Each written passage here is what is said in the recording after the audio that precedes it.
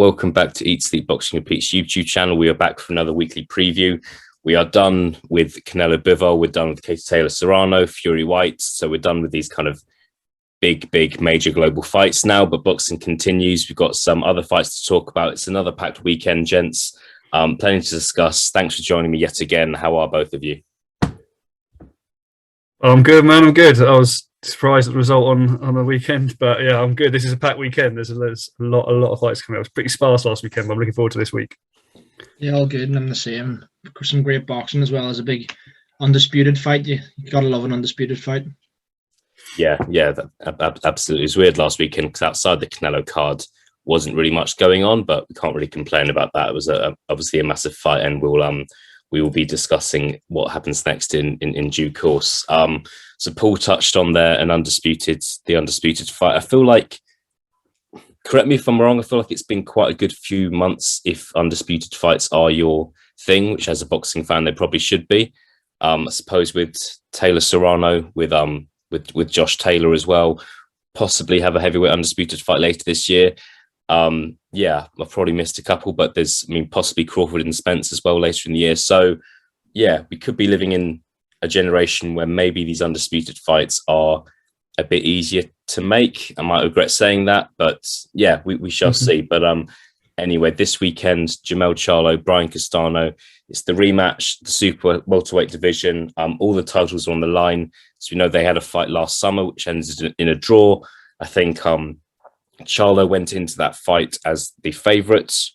And although it was a draw, I think you had a lot of people who thought that Castano would won that fight. However, yeah, they go again this Saturday. Elliot, going to go to you first on your thoughts on this fight.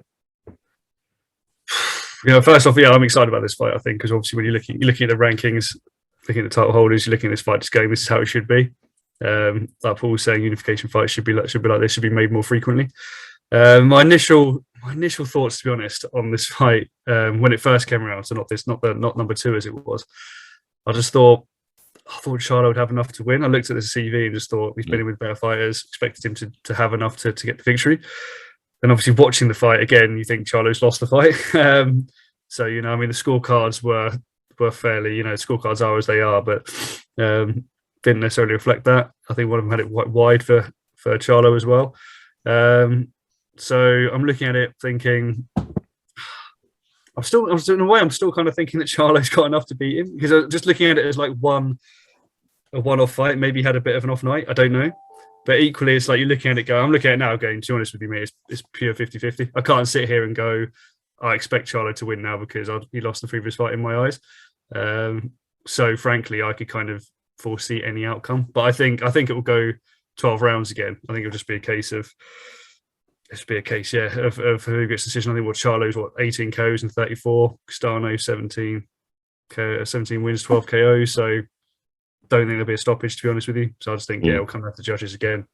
Could honestly go either way. I actually can't pick it. Paul, over to you. You pick it, Paul, for me. I do think it's an interesting one, the rematches, because it's not necessarily going to go the same way, and it's always interesting to see how different fighters approach the rematch, having been in the ring with the opponents. But yeah, it's a tricky one. I've not looked at the odds yet, mate. I'm sure we'll investigate on Wednesday. But yeah, interested to get your thoughts on this one as well. Yeah, I kind of echo what you're both saying. It's an exciting fight, and I feel like it's a division that doesn't get talked about as much because most of the belts and stuff are over stateside. But yeah, no, the only thing I disagree with you both on is I can come to the conclusion of who I think is going to win this fight. And that might be daft because we might be sitting here on Sunday morning and I might look like a complete fool. But the way I'm looking at it is the first time, I think what you said, Elliot, about Charlo having a better resume than Castano, I think you're completely right. I think Castano was almost still kind of we didn't know how good he was. Really, although he was at the top of the division and stuff, I still think there was a bit of a guessing as to how good he actually was. We all knew Charlo and him and his brother, we all know how good they are. And I'm looking at the last time Charlo had a rematch against somebody, and that was against Tony Harrison. He got beat. by Harrison, and then 2 fights later, I think he had a fight in the interim. He fought him in a rematch and stopped him, laid on, in the 10th round, I think it was. And I can see something similar happening here against Castano. I have a feeling that Charlo will be able to overcome Castano and potentially stop him later on, because although he only has just over half of his fights by knockout, so you wouldn't say he's a ferocious puncher, there are some knockouts in there that we've seen from Charlo that there are mesmerizing, and I think that he could definitely get another one again. And I think it's interesting, he's 4.5 inches taller than Castano. I think maybe the first time, as Greg's alluded to a few times, punching down is actually sometimes a lot harder than punching up. But I think, with there being 10 months between the fights, I think that he'll have worked that puzzle out, and I can see Charlo winning this fight. Yeah. Okay. No. Interesting stuff. I mean, as always, just hope it's a really good fight, and interested to see if the winner is able to keep hold of all of the belts, or whether he kind of has to let 1 or 2 go. And yeah, interested to see who they fight next. If we get another undisputed fight later this year, maybe could be Liam Smith, you never know. Looking forward to this Friday night as well. We've got a British title fight. Linus Udofia, Denzel Bentley, part of the Wasserman Channel 5 partnership. Really looking forward to this one, gents. They've just got one loss between the two of them. Both been impressive. Linus Udofia is someone who we know quite well here. We've kind of followed him from the start of his career when he was fighting at York Hall, and he's had a couple of fights at Wembley Arena now. Denzel Bentley, I think has got a bigger profile perhaps with Frank Warren. He's former British champion, so he's looking forward to getting his old belt back. But yeah, hard to call this one. I think this is a 50-50 fight. Paul, what are your thoughts so far? Yeah, I've written that down myself. I think this is the definition of a 50-50 fight. As you correctly alluded to, I think we've been more exposed to Denzel Bentley than Linus Udofia.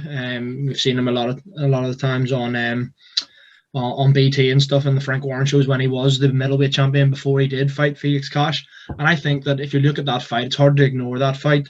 But it's clear to see now the levels there. You're looking at Denzel Bentley, who is a British level fighter, I'd say. I think that's fair to say. Whereas you're looking at Felix Cash, who at the time we didn't know how good he was, but now you're looking at him thinking, yeah, he's European level, could push on the world level. So I think it's definitely a 50-50 fight, and it is interesting. Bentley has a good win over Mark Heffron, but he did look out of his depth then after that against Cash. You look at Udofia, and he's got an impeccable record, but there was a slightly contentious decision, I would say, against Tyler Denny, where it could have gone either way. I know I've interviewed Tyler Denny a few times, and he was adamant that he won, but I'm not going to sit here and say that. But I mean, it was a close fight, so I'd say that Udofia, in a way, is probably still actually quite unexposed. I don't think he's fought anyone other than Bentley, probably, other than Denny, probably, at that above between the English and British level. So I'm interested to see whether he does step it up. And it's also interesting to see the confidence of Bentley. I know he's had a fight and a win in the interim between the Cash loss, but at this level, will he fear that the same could happen again? I'm not so sure, but yeah, I think it's fair to call this a 50-50 fight for sure. Yeah, looking forward to it, mate. Really looking forward to it. Elliot, I can tell you want to say something. No. I actually agree with Paul. I think I was just thinking around it's a hard one to get. I do think it's 50-50. And you look at British title fights, always tend to throw up something decent, don't they? So I think I'm expecting, obviously, again to be a good fight. I think it's hard because, actually, like Paul was alluding to, the Felix Cash loss that Bentley took. In a way, you're like, I know what you're saying. I agree with him. We didn't know how good Felix Cash was at that point. But I mean, that defeat was kind of so shocking. It's almost kind of still playing in my mind. I didn't expect it to be that kind of overwhelming.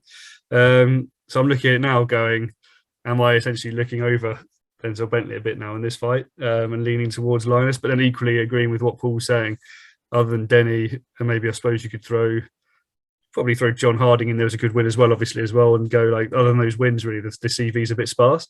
So equally, it's very hard to call. I'm fence sitting. I've got splinters on my arse at the moment because I can't really pick a winner in this either. I mean, just looking at kind of like around those British level fighters in the division as well. It's like, again, it's like, yeah, this is a 50-50 fight. I know that, I know that you could say that Denzel Bentley is probably still ranked above Linus Euphoria, but at the same time, I think this is a 50-50 fight. Yeah, I mean, I think the fact that we're all in agreement this is a 50-50 fight and none of us have actually given a prediction, I think it's probably a compliment to the show, a compliment to the fight as well. I think it's quite rare, to be honest. I've seen both fighters fight a couple of times. I'm not giving a prediction. I think with Udofia, I think he's come up from the small hall scene. He's screamed out for an opportunity like this to be on a platform like this for a long time. And I feel that kind of explains the resume. A lot of the fights he's been on kind of small hall shows. But yeah, again, 50-50 fight. Looking forward to seeing what the odds are. But it's. Do you think it's fair to say that if Linus is going to win it, it's obviously going to be on points, whereas Denzel Bentley obviously does carry power, so could potentially stop him before the end. Is that how you see it going? Either Bentley KO or Linus points? I think Udofia has taken some shots in the Tyler Denny fight, and I don't think he was hurt. Maybe.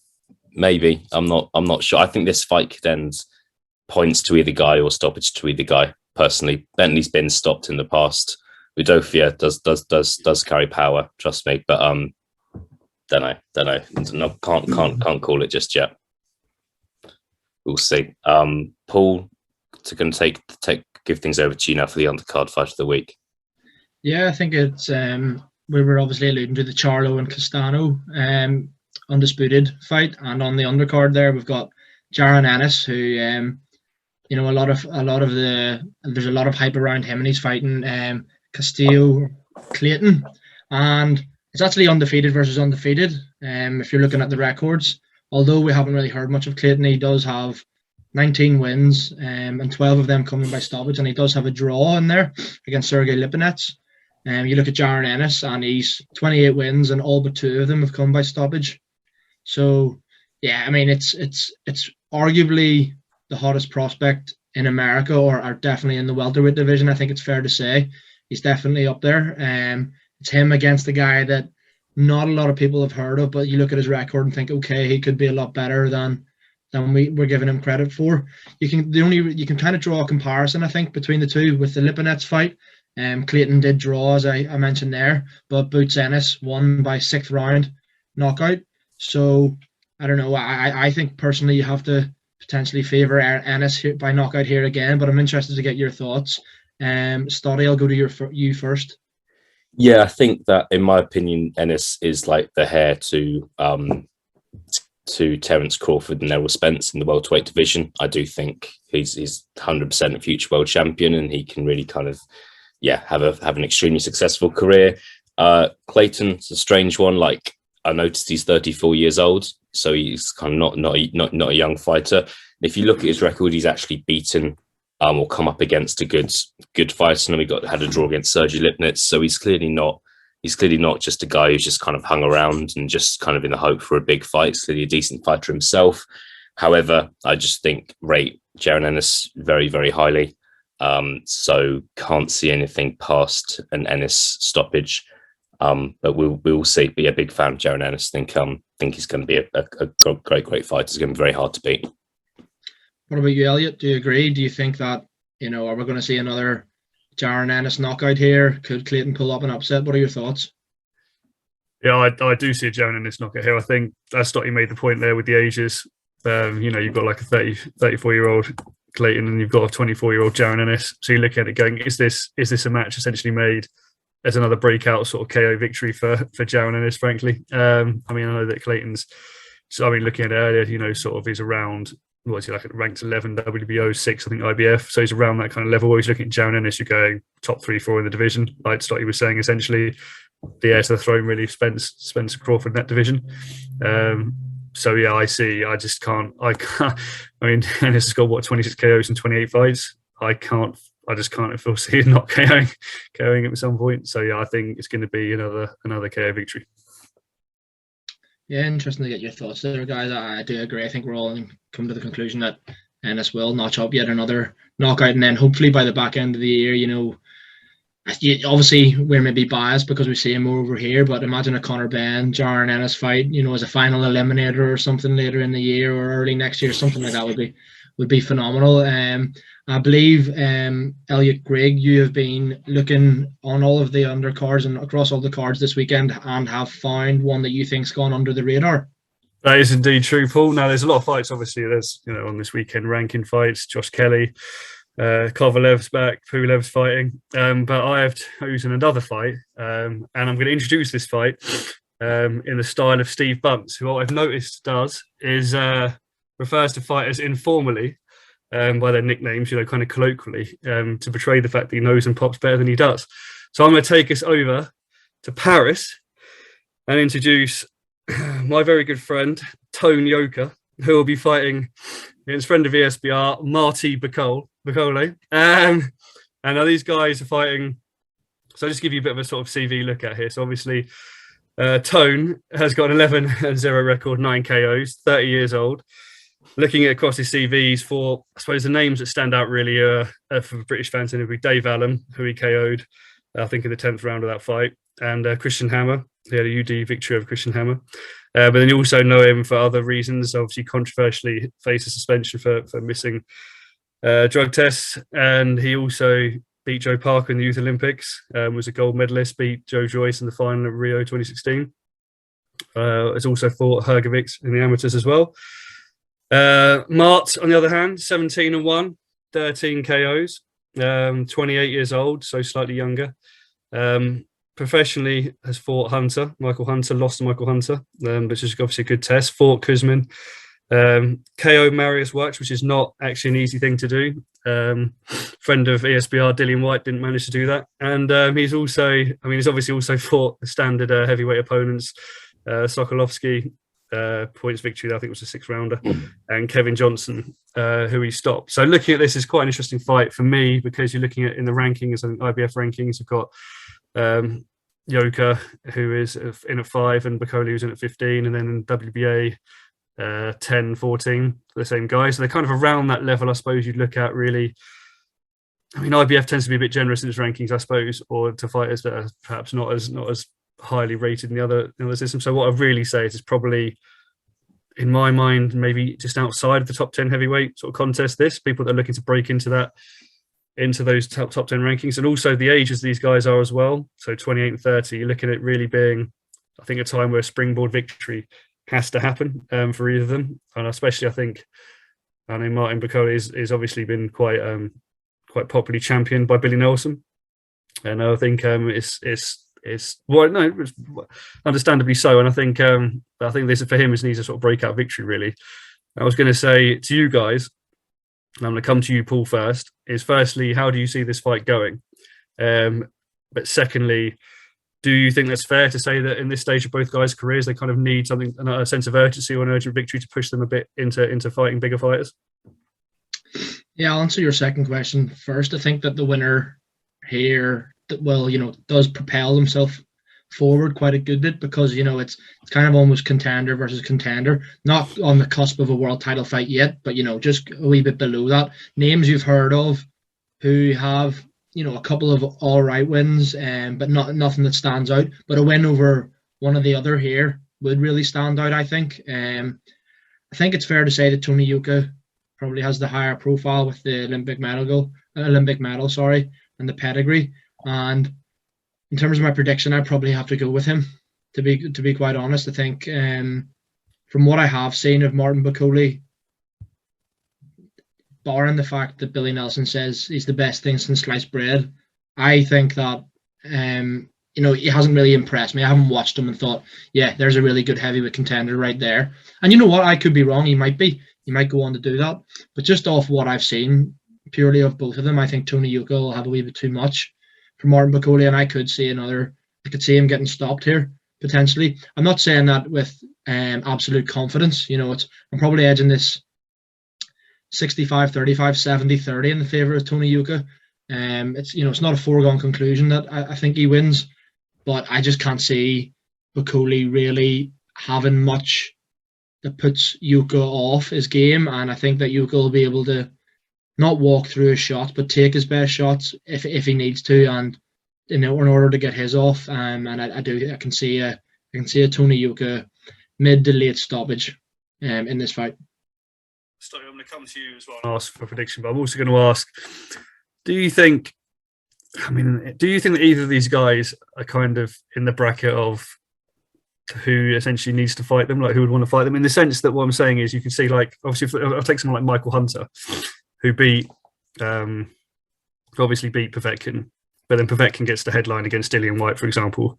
And you're looking at, like, obviously Kuzmin lost White to Hunter, but then Bakoli comes in and fights Kuzmin as well, gets the UD victory. And I suppose you kind of draw that maybe that's elevated him slightly. But do you think with these guys, a victory here, like Paul was saying, does necessarily elevate them into bigger fights? Or do you think it's a case of there's no real risk reward in fighting these guys given the profile they've currently got? Yes, I think fair play to, this is the sort of fight we want to see, in the respect that it's two heavyweights who we're all aware of fighting each other, rather than this. So these guys probably didn't have to fight each other. So whether you like them or not, fair play to them for actually kind of making this happen. I'm not convinced it necessarily elevates them into a fantastic position. This, because I do think both fighters, they're in that bracket of why would you fight them when you could possibly have an easier challenge for the same amount of money or more money.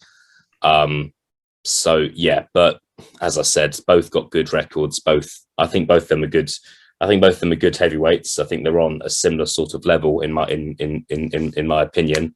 But I just think it's a bit of a strange one. I find Tony Yoka, I don't know, almost like a bit of an enigma. Because when I was doing a bit of research into this, I noticed he's 11-0, but he's had 11 fights in 5 years. So he's not been the most active fighter for one reason or another, whether it's been COVID, missing a drugs test, etc. Because I think he's clearly a talented fighter, but maybe he's not where we expected him to be, considering if you consider won a gold medal at the Olympics and beat Joe Joyce to win that gold medal. And if you consider where Joe Joyce is in his career in terms of rankings, he's that bit further ahead of Tony Yoka. In terms of a prediction, I'd agree with Paul. I'd edge towards Tony Yoka for this one. I noticed Bakoli came in at very heavy for his last fight, which was in Dubai. He came in at over 280 pounds. So interested to see if he's going to do that. Interested to see if he's going to do that again. Also bearing in mind this is in Yoka's home country of France, so that kind of always have to kind of mention that. So yeah, whether it's going to be a good fight or not, I don't know. Is it a hard one to predict? Yes, but yeah, if I had to predict this one, I'd edge towards Tony Yoka and agree with Paul. I think I'm probably going to have to agree with both of you lads on your predictions there. But as you know, as with the introduction, I just want to say, both guys, I know them well, Martin Tone. Hopefully you guys have a good fight on Saturday and you both guys get home safe. I'm looking forward to the summer barbecues we're all going to share together. Now I'm going to pass you over to Elliot Stott, who will hopefully wrap us up and fill in any final points. Thank you, guys. Yeah, cheers, Steve. I think lots to discuss. I think we kind of mentioned last night we could have probably talked about another 5 or 6 fights that have gone under the radar this weekend. But yeah, we don't have that much time. But yeah, we will be back next weekend. I think next weekend we have got Josh Barassi versus Craig Richards, amongst other fights as well. So lots to discuss this weekend and next. But thanks for both of your times, gents, and we'll speak to you both soon. Okay. Cheers, guys. Thank you.